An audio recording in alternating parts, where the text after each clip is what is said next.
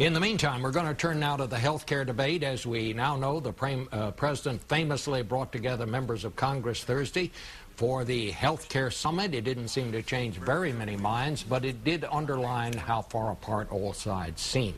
So we pick up with 4 members of Congress now who were there. Senator Coburn is in Tulsa this morning. The rest of our guests are in the studio. So I guess Majority Leader Steny Hoyer in the House, I guess the first question is to you, and it's simply, what next? Well, first of all, let me say about this meeting that we had. I thought it was real extraordinary. I can't remember a similar meeting held by any president, certainly in the 30 years I've been in Congress. And I think an awful lot of the American public watched it. I talked to a lot of people last night and the day before that had watched it. Hopefully there was a better education. It was a civil discussion, a substantive discussions, and I think the American public got the impression that very serious debate and discussion, and there were differences. But what now? But there was an agreement that we needed to have health care reform. That seemed to be a universal agreement.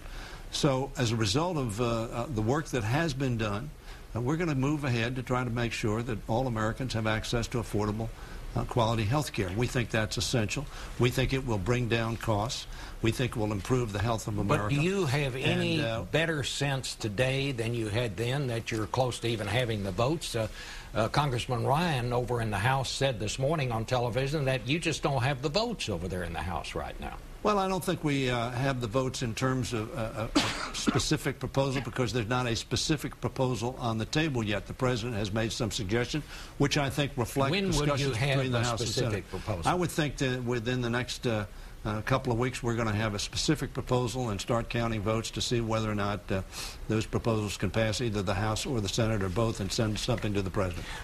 Senator Coburn, your Republican leader in the Senate said just this morning that as things stand now, all 41 members of the Republican Party in the Senate would vote against health care reform. Do you see that changing in any way? Well, I think it could change if we started over and we actually worked and treated the disease that is plaguing American health care. The disease is cost. And until we put in the incentives to change the dynamics, the market dynamics, the fraud dynamics, the defensive medicine, that's $250 billion a year in defensive medicine costs.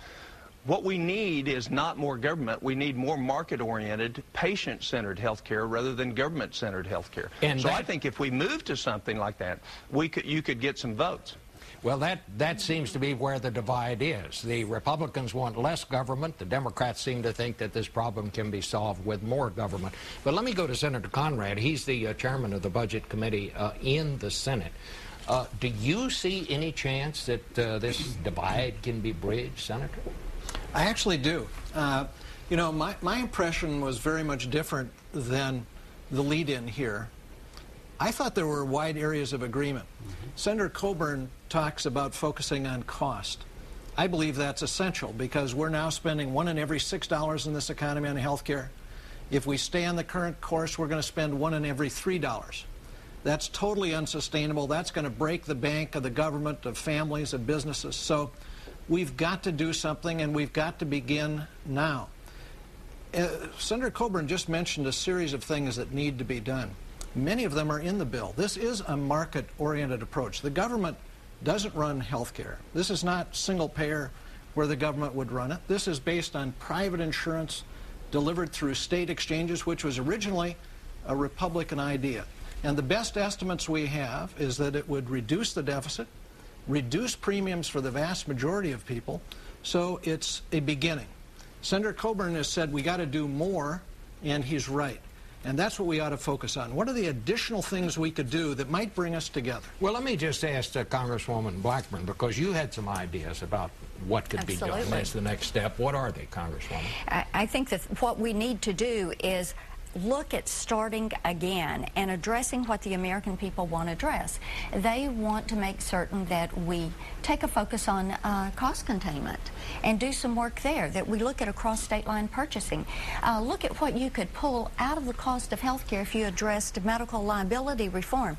Now, with all due respect to the senator and to the majority leader, Bob, our problem is this. What they want to do is let the government have, the federal government have the overshadow of all of this and make the decisions of what the states can do. What we're saying is we don't need more government in health care. We need to free people up and let them get outside of this and make decisions that are going to be best for their families. One of the things you talked about during the summit was you said people ought to be allowed to buy insurance across state lines. Right. You had some fairly startling figures of how much they could save. Well, and that's exactly right. And in my state of Tennessee, the bulk of my constituents live within 15 miles of the state line. And when we checked our border states today, before we insert competition, they could generally save about $1,000 from being able to get past that stop sign at the state line. So, you know, we were looking at what would happen with people in New Jersey. If they went over to Pennsylvania, they could save 24%. They could save 74% if they went to Wisconsin, and they were able to purchase there. What we need to do is insert that competition. Our state legislators are for this. Our governors are for this. Let the states have the regulation on it, not the federal government. If he's for it. Bob, I think, as the President indicated at this forum, that competition across state lines certainly was an appealing idea. It's got some complications in it because it's historically been run by the states, as we all know. But we thought that that had some merit to it. In fact, we believe the exchanges facilitate that.